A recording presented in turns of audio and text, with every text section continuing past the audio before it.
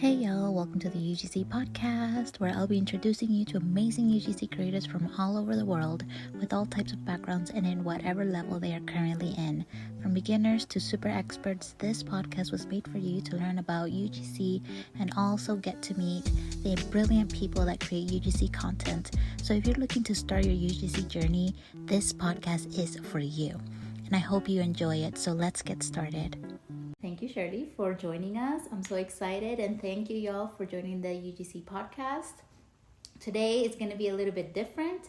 I'm going to be talking to Shirley, and she's going to be sharing her freelance and negotiating experience, which is super cool because negotiating is super important as well in business or in UGC or whatever online. Not even online, just kind of like business in general. So firstly, I do want to kind of like get to know you, and I'm sure the audience wants to get to know you. So I have like a few questions that are, I'll just start. Okay, so Shirley, where are you from? So I live in Florida. I live in South Florida. I've lived here all my life, and I would be in the future. I'd love to travel either other parts of the States or other parts of the world. That's exciting. But I'm from Florida. That's so cool. What first travel experience would you like to do? I don't know. People talk about Europe all the time. I haven't been, so being able to go, or what is it, across the pond, that'd be exciting. Go to Europe. Yeah, I've been lucky to go to Europe, especially because I have like family over there. So I'm originally from Venezuela, and all my family, obviously because of the situation in Venezuela, have left. So like everyone's over there. So I've been lucky enough to like go visit them and hang out with family over there. But yes, definitely recommend Europe when you can. Yes. Okay. What's the last show you binged on recently? You know, lately I'm sorry, I've been a lot on TikTok. Like I can't. Oh, there was a Netflix show, the Anna Delvey Netflix show. That was like a couple months ago that I watched, where she was like conning the New York elite. Oh, yeah. And the TikTok sound was all over the place. I do not have time for you. I do not have time for you. Like that was one of the ones that I last saw. Yeah. I haven't seen that one yet. I last night recently binged You. I don't know if you've heard of that one. Which one? You. No.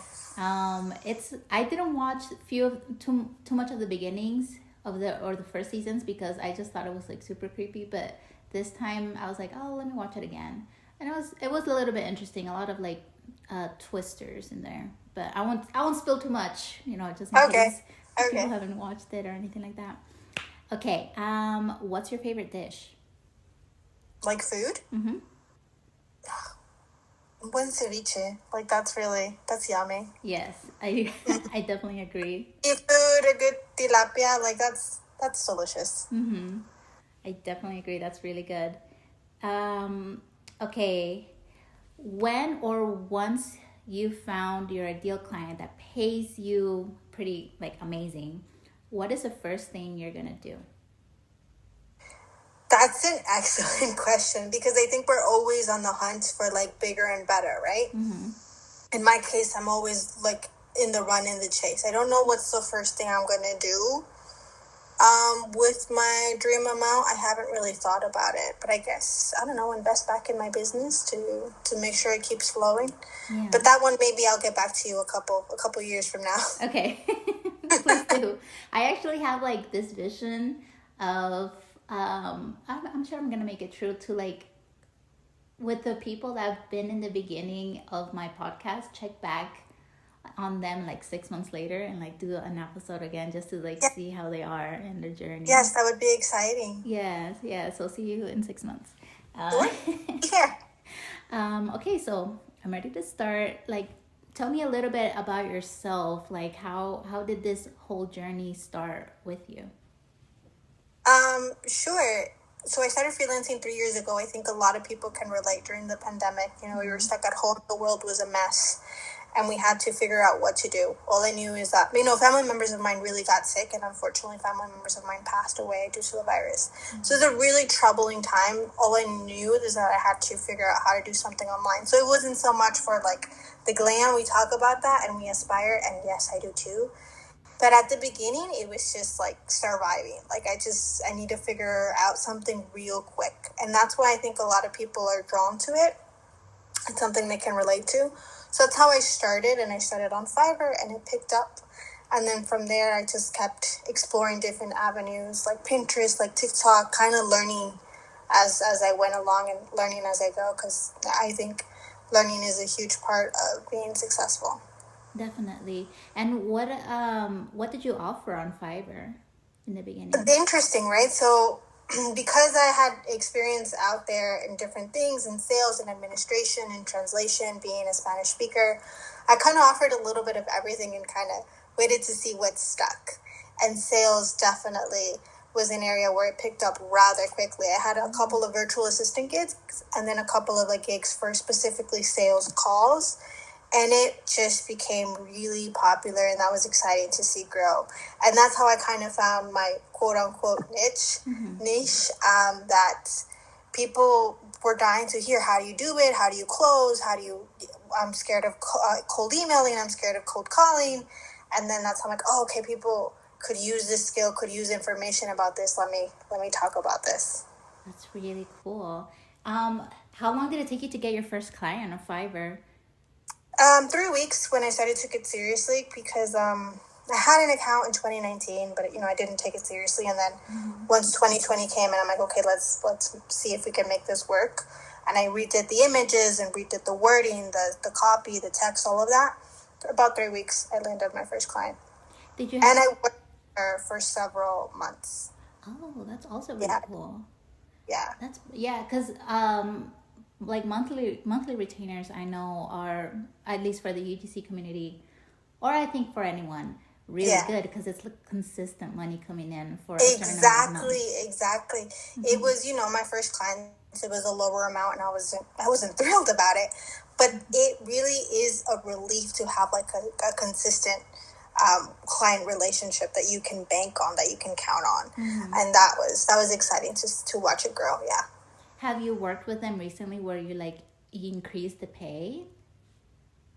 So slowly I started increasing my prices, every so often, and on Fiverr at least, because that's where I have most of my experience. It's tricky because the algorithm, it is real, where you want to be careful. But now I found someplace I'm comfortable in the future, of course, once I get more client flow, we'll continue to raise those prices. But as soon as, after the first couple months, I raised my prices. And then I did it again, and then I did it again. And, that's the goal, to continue to find something that works for you. Did you find that reviews helped you in Fiverr in getting more clients? Yes, absolutely, 100%. Because it builds that credibility. People see that others have worked with you and they loved it. And plus, there's different types of clients. So someone can say, oh, she was really fast. Well, another one can say, oh, she was really friendly. And another one can say she was really professional. Right. And everybody is looking for something different. Somebody's looking for the fast freelancer. Somebody's looking for the friendly freelancer, and so on. So reviews really kind of help to kind of vet your personality and your work ethic. Yeah. I'm also in Fiverr, but I have gotten one person so far, but I haven't gotten too much into Fiverr yet, just because I don't know, there's definitely a lot of competition in the UGC community, I feel like, on Fiverr, and the prices that a lot of the other creators offer are relatively low compared to what I want to get out of it. So everyone is different. You touched a couple points, and that's why I'm writing it down, because everyone is different in our journey, and I respect that. When I was first starting out, I was scared to start Fiverr because they'll get you the clients, but you do have to swim in with the marketplace. Everyone's in a different place in our journey, and so I respect that. I respect everybody's hustle, and that's where I started. That's why Fiverr was such an appeal to me. Because when I first started, I'm like, I didn't know where to find clients, where to do all this. To which I say, you can put your own prices however you want. And I think UGC has a huge advantage because they have videos. Yeah. The videos does the selling for them. So just kind of like book your gigs that you're allowed to put with videos and make sure, you know what I mean? It takes time, but definitely price your services how you want. Yeah. Yeah, and I think it's also kind of like there's so much work put into videos, and I mean I imagine you know as well because you put videos on your TikTok, and so like there takes editing, and then there's like script writing and all these things and research as well. So I don't like when I see people charging $25 for video on Fiverr. I'm like, no, like we're gonna go like and want them because it's cheaper. At the same time, it's like you have so much to offer these companies that like charging them that low is not like the best. I don't know. I don't know. It makes me feel sad because they have so much potential in like having so much more money coming in with the work that they do. So that's like my two thing about it. Yeah, it kind of feels like, in a sense, I know it's not true, but when you're watching it, it almost feels like, no, you're ruining this opportunity for others. Like, no, you don't know your worth. You're capable of so much more. I can empathize with that, like how it could be, a double-edged sword. Absolutely. Yeah, definitely. For you, did you have to use SEO on Fiverr to be able to like target clients specifically? I didn't know what I was doing when I first started. Like, I had heard of the concept, but I didn't know to add keywords. Now I add it to my gigs that I have. I have 15 up. So now I add the keywords up there. Yeah. But at the beginning, I didn't.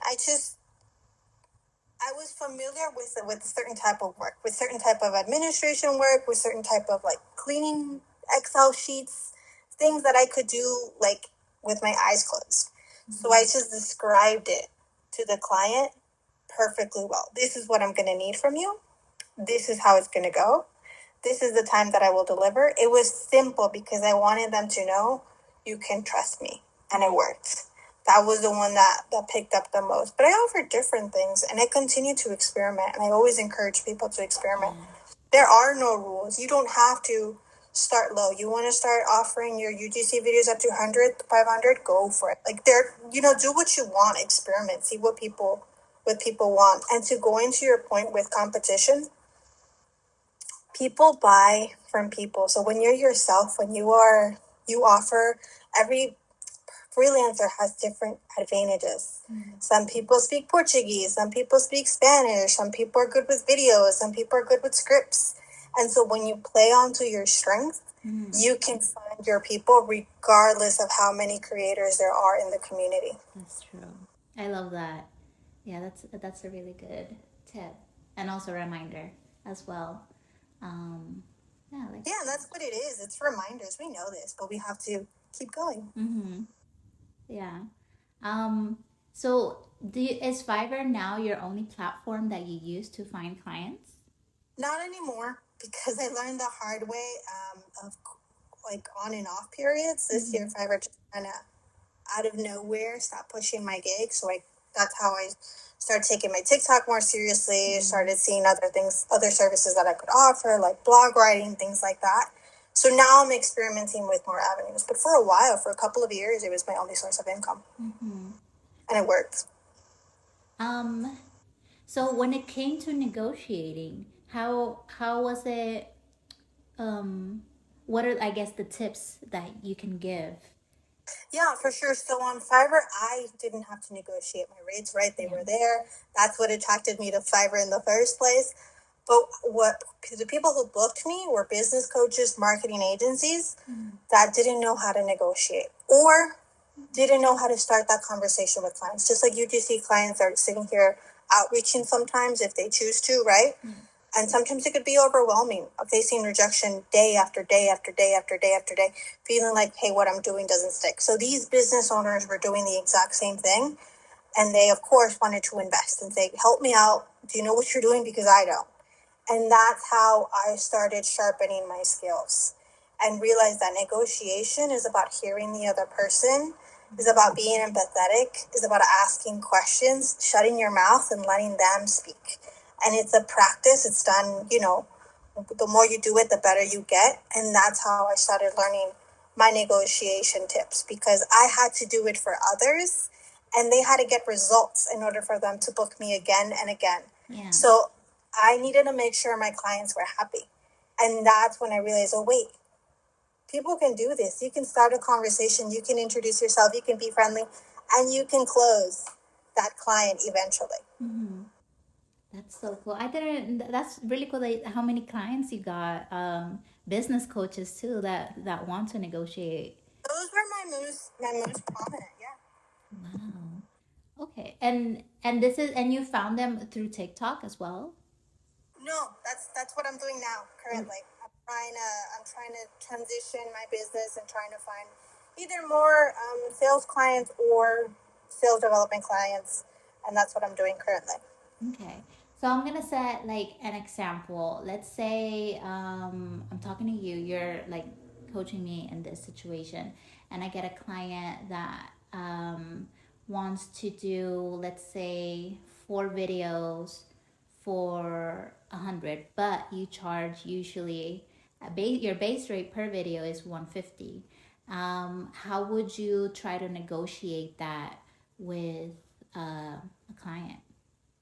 Okay, yeah, your videos are 150, so you would say no, and it sounds redundant, but I know what it is. It's emotional.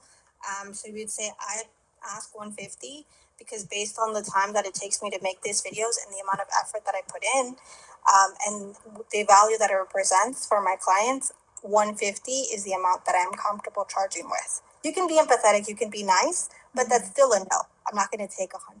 You know what I mean? So that's what I'm coming at. So it's the way you use your words and it's the way you speak to the person, because the person just wants to be heard.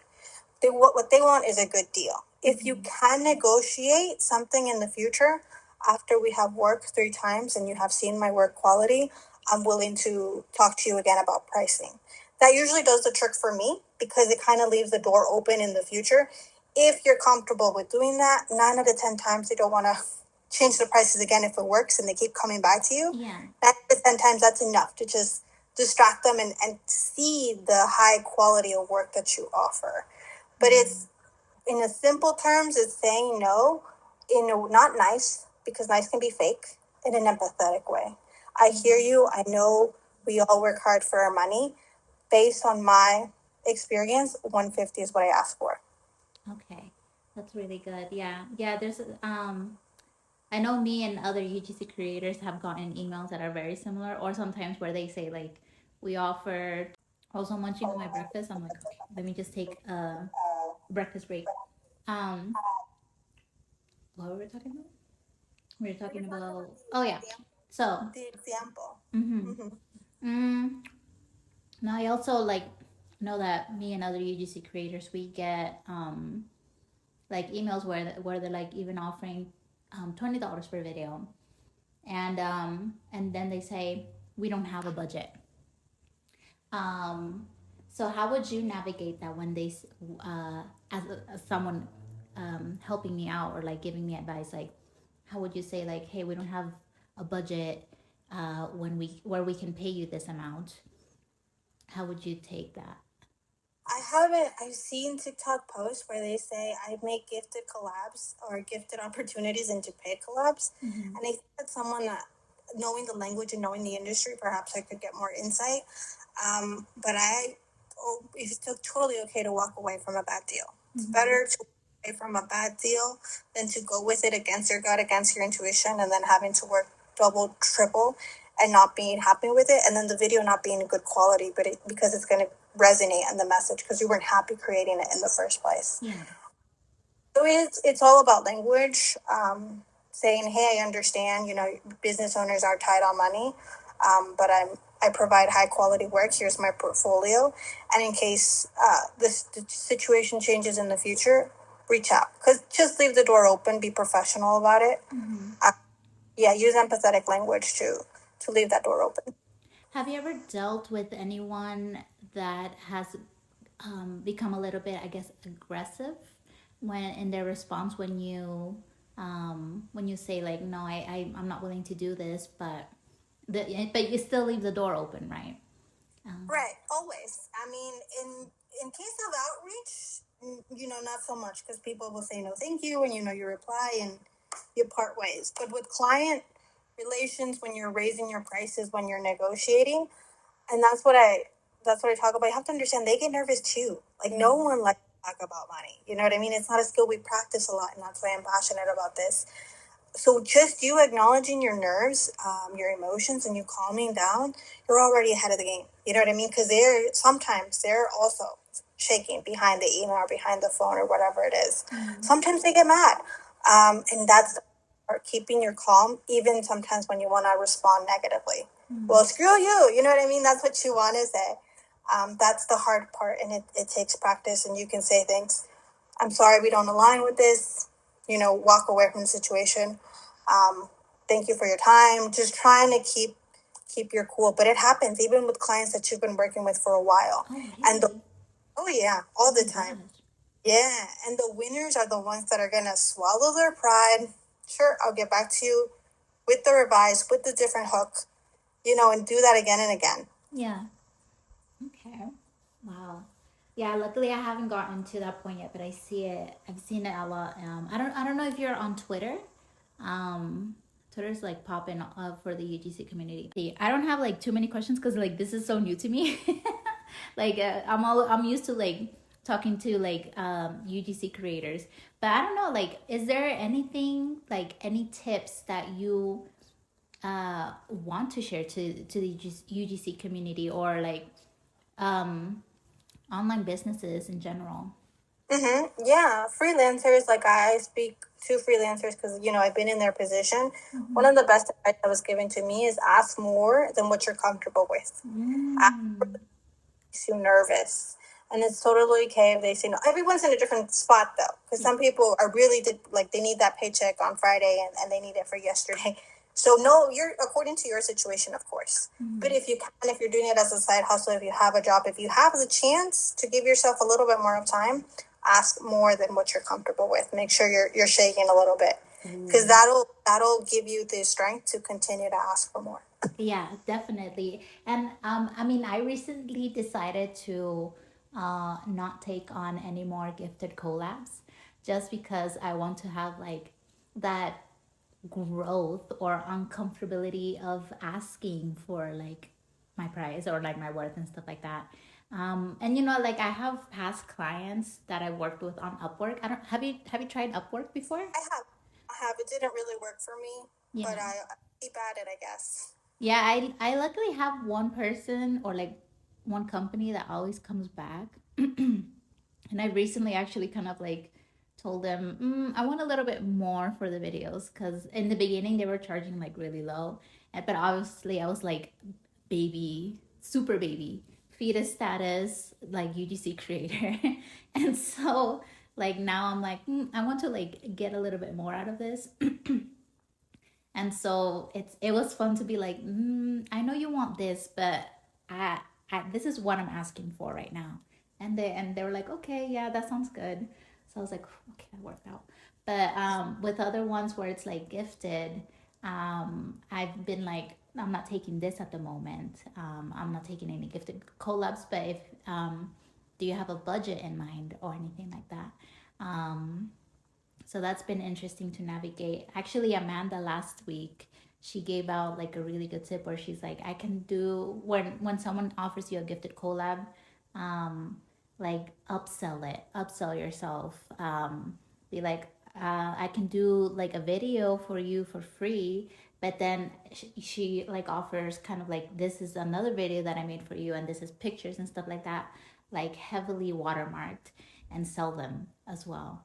So yeah. That's a great tip also to Mm-hmm. upsell yourself. Yeah. Offer more for the paid, and offer less for the free.